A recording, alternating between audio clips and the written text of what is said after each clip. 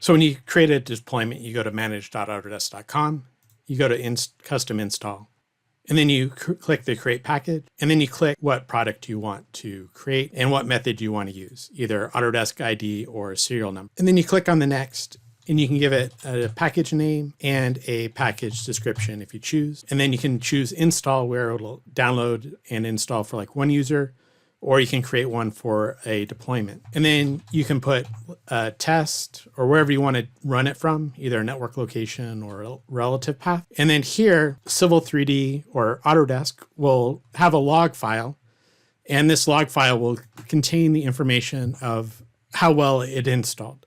So this file, you'll see if there's any errors on the upper level, and you won't see any information of what the actual error is within that error file. So I would contend that there should be an option here that says, hey, put all log files here. And then that way, if there's an issue, you can just look in the log files and figure out what the problem is. If you don't want that, then you just don't have it unchecked and you get the same behavior you have today. And the reason why I say to have that option is that the workflow that Autodesk makes you do, if it does fail, is you have to know that there's a log collection tool available.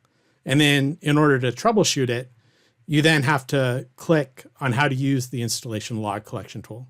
And so you have to know to go look for it. And then you can download it for Windows, Macs, and then you could run it. And then you just say yes. And the issue is that it doesn't work if your installation was more than 3 days ago. So in both of these locations, if it's more than 3 days ago, you're out of luck. And so you aren't going to get the temporary files collected within this zip file, right? And so if you have a workflow that IT installs it and then hands it to the computer to a user a week or more later, and you try to go get the error messages, you may not get it. And then we also, as an industry, when we're using Autodesk software, we say, hey, go clean out the temporary directory if you're having problems with Autodesk software. And so it may even be deleted by the user trying to get Civil 3D or AutoCAD to run. Another issue is that you can't tell it where to go.